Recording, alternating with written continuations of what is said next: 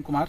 आइए डालते हैं आज के देश विदेश की खबरों पर एक नज़र और ताज़ा खबरों के लिए आप जुड़े रहिए। तेजस्वी की बढ़ी टेंशन, कांग्रेस को चाहिए डिप्टी सीएम के 2 पद। अब माले ने भी ठोका इतनी सीट पर दावा। बिहार में विधानसभा चुनाव से पहले ऐसा लग रहा है कि महागठबंधन में सब ठीक नहीं है। भले सब कुछ ठीक होने का दावा सभी घटक दल कर ले, लेकिन तेजस्वी यादव के लिए सबको एक साथ खुश रखना मुश्किल नजर आ रहा है। बिहार विधानसभा चुनाव में अभी करीब 10 महीने का वक्त है, लेकिन महागठबंधन के घटक दलों ने अपनी मांग शुरू कर दी है। विधानसभा चुनाव में माले ने 60 सीटों पर दावा ठोक दिया है।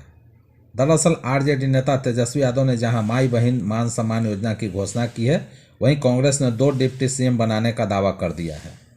आरजेडी कांग्रेस के बीच अभी मामला फंसा ही है कि वाम दल ने सीटों को लेकर बड़ी दावेदारी पेश कर दी है।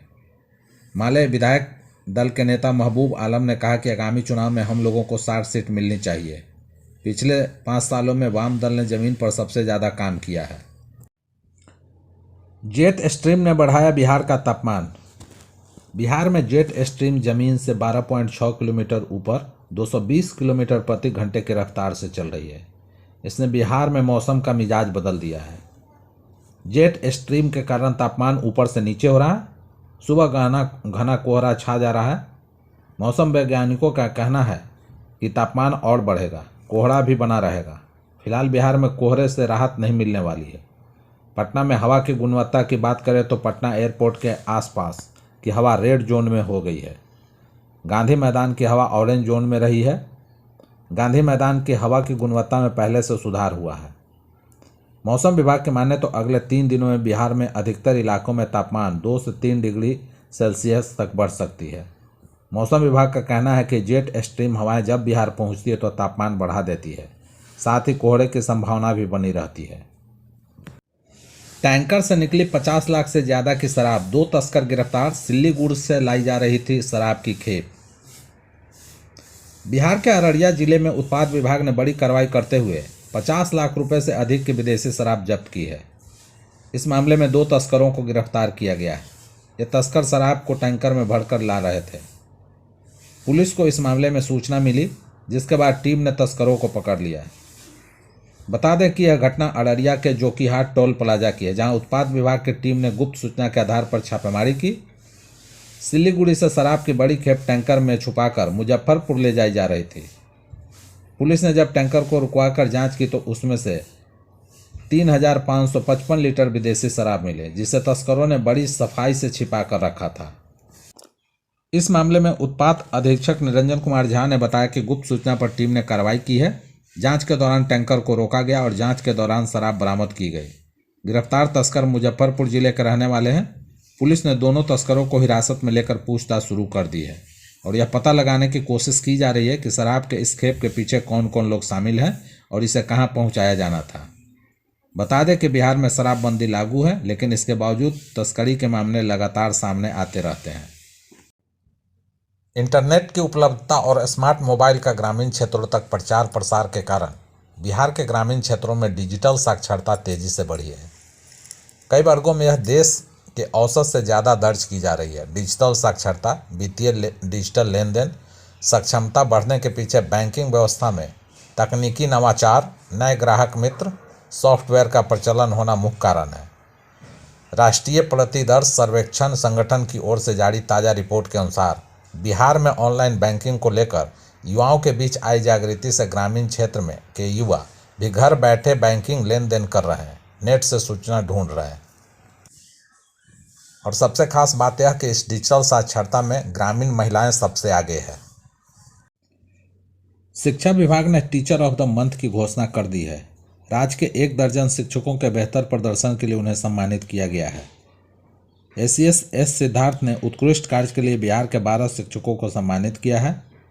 एसीएस की तरफ से सभी 12 शिक्षकों को प्रशस्ति पत्र सौंपा गया। एस सिद्धार्थ ने उन्हें माह का उत्कृष्ट शिक्षक यानी टीचर ऑफ द मंथ बताया है। एसीएस के इस नई पहल से शिक्षकों में उत्साह है। उन्होंने इन सभी शिक्षकों को उत्कृष्ट शिक्षक बताया है। शिक्षा विभाग ने जिन 12 शिक्षकों को सम्मानित किया है, उनमें गोपालगंज के शिक्षक सुधांशु कुमार, जमुई के शिक्षिका अलका भारती, किशनगंज के शिक्षक साबाद कमर, मधेपुरा के शिक्षक विकास कुमार, मुजफ्फरपुर के शिक्षक पवन कुमार, पटना के शिक्षिका ममता यादव, पूर्वी चंपारण के शिक्षिका प्रज्ञा प्रिया, समस्तीपुर के शिक्षक गौतम बिहारी, सिवान के शिक्षक बिरबल पंडित, सीतामढ़ी की शिक्षिका प्रियंका कुमारी, सीतामढ़ी के ही शिक्षक मोहम्मद इंजमामुल हक और समस्तीपुर के शिक्षक राममा अनुराग शामिल हैं। दिल्ली के पूर्व मुख्यमंत्री अरविंद केजरीवाल ने बिहार के मुख्यमंत्री नीतीश कुमार को एक पत्र लिखा है। अपने पत्र में अरविंद केजरीवाल ने मुख्यमंत्री नीतीश कुमार को अंबेडकर पर गृह मंत्री अमित शाह के बयान पर विचार करने की अपील की है। अरविंद केजरीवाल ने अपने पत्र में लिखा है कि मैं आपको एक अत्यंत महत्वपूर्ण विषय पर लिख रहा हूँ, जो न केवल हमारे संविधान बल्कि बाबा साहब अम्बेडकर की प्रतिष्ठा से जुड़ा है। हाल ही में संसद में देश के गृह मंत्री अमित शाह द्वारा बाबा साहब के नाम पर की गई टिप्पणी ने पूरे देश को स्तब्ध कर दिया है। उनका यह कहना है कि अम्बेडकर बोलना आजकल फैशन बन गया, न केवल अपमानजनक है बल्कि भाजपा की बाबा साहब और हमारे संविधान के प्रति सोच को उजागर करता है। बाबा साहब अम्बेडकर, जिन्हें कोलंबिया विश्वविद्यालय ने डॉक्टर ऑफ लॉ से सम्मानित किया गया था, जिन्होंने भारत के संविधान को रचा और समाज के सबसे वंचित वर्गों को अधिकार दिलाने का सपना देखा, उनके बारे में ऐसा कहने का साहस आखिर भाजपा ने किया कैसे? ड्यूटी के दौरान अब स्मार्टफोन यूज नहीं कर सकेंगे पुलिसकर्मी, डीआईजी ने जारी किया आदेश। बिहार की राजधानी पटना में कानून व्यवस्था को चुस्त दुरुस्त बनाने के लिए पटना डीआईजी सह एसएसपी की गोपनीय शाखा ने एक आदेश जारी किया है। जारी आदेश के मुताबिक अब ड्यूटी के दौरान पुलिसकर्मी स्मार्टफोन का इस्तेमाल नहीं कर सकेंगे। हालांकि विशेष परिस्थिति में वो कीपैड मोबाइल रख सकते हैं। दरअसल राजधानी पटना में ड्यूटी के दौरान कई पुलिसकर्मी स्मार्टफोन का इस्तेमाल करते दिखाई देते हैं। ड्यूटी के वक्त थाने की गश्ती टीम, ट्रैफिक एवं ईआरएसएस वाहनों के पुलिसकर्मी स्मार्टफोन पर बिजी रहते हैं। इतना ही नहीं, काम के दौरान वह सोशल मीडिया चलाने के साथ ही मोबाइल पर गेम भी खेलते हैं। इसको दूर करने के लिए अब यह नया आदेश जारी किया गया है। आदेश में कहा गया है कि पुलिसकर्मी की प्रतिनियुक्ति विधि व्यवस्था बनाए रखने, अपराध नियंत्रण करने और ट्रैफिक की व्यवस्था करने के लिए की गई है। ड्यूटी के दौरान लगातार मोबाइल पर व्यस्त रहने के कारण काम पर असर पड़ता है, जो उनके कर्तव्य के प्रति घोर लापरवाही, कर्तव्यहीनता, अनुशासनहीनता के साथ साथ पुलिस की छवि को धूमिल करता है। यह अत्यंत ही गंभीर मामला है। यह आदेश 16 दिसंबर 2024 से लागू किया गया है। इस आदेश का पालन हर एक पुलिसकर्मियों को करना होगा। यदि पुलिसकर्मी इस आदेश का पालन नहीं करते हैं तो उनके खिलाफ कार्रवाई की जाएगी। 8 साल बाद भी सीएम का सपना नहीं हुआ साकार। 2016 में यात्रा के दौरान खुद मुख्यमंत्री ने नल जल का किया था उद्घाटन। आज भी शुद्ध जल का है इंतजार। मुख्यमंत्री नीतीश कुमार एक बार फिर से यात्रा पर निकलने वाले हैं। मुख्यमंत्री की प्रगति यात्रा 23 दिसंबर से गांधी की धरती चंपारण से शुरू होने वाली है। मुख्यमंत्री नीतीश कुमार ने अपनी जितनी भी यात्राएं की है वो चंपारण से ही शुरू की है। वे अपनी यात्रा के दौरान कई योजनाओं का उद्घाटन शिलान्यास करते हैं। हालांकि मुख्यमंत्री के हाथों उद्घाटन किए गए योजनाओं की क्या स्थिति है किसी से छिपी हुई नहीं है। सीएम नीतीश कुमार नवंबर 2016 में यात्रा पर निकले थे। इस दौरान 9 नवंबर 2016 को सीएम नीतीश कुमार द्वारा 7 निश्चय योजना की शुरुआत महादेव की नगरी अरेराज नगर पंचायत वार्ड 3 में की थी। 8 सालों बाद भी मुख्यमंत्री का सपना साकार नहीं हो सका है। सीएम के 7 निश्चय योजना का हाल यह है कि जिस नगर पंचायत में इस योजना की शुरुआत की वहीं पर उक्त योजना दम तोड़ते हुए दिख रही है। 7 निश्चय योजना की शुरुआत होने के 8 वर्ष बाद भी आधी आबादी नल जल योजना के शुद्ध पेयजल से वंचित है। 14 वार्ड वाले अरेराज नगर पंचायत में नल जल योजना भ्रष्टाचार की भेंट चढ़ कर रह गई है। आज भी नगर पंचायत के वार्ड 8, 14, 10, 11, 6 में आधा आबादी नल जल के शुद्ध पेयजल से वंचित है। नल जल योजना का कार्य कागज में चालू तो हुआ, लेकिन आम लोगों को इसका लाभ महीने में 10 दिन ही मिलता है, बाकी 20 दिन ही खराब रहता है। नगर वासियों की माने तो बिना नल जल के सुविधा दिए ही नगर पंचायत होल्डिंग टैक्स में नल जल के नाम पर 550 रुपया प्रति परिवार की वसूली करता है। राज्यसभा में अमित शाह के अम्बेडकर वाले बयान पर बिहार में सियासी घमासान शुरू हो गया है। आरजेडी चीफ लालू प्रसाद द्वारा अमित शाह को चोर कहे जाने पर बीजेपी गर्म हो गई है। डिप्टी सीएम सम्राट चौधरी ने लालू प्रसाद पर बड़ा हमला बोला है और उन्हें बिहार की राजनीति का भद्दा दाग बता दिया है।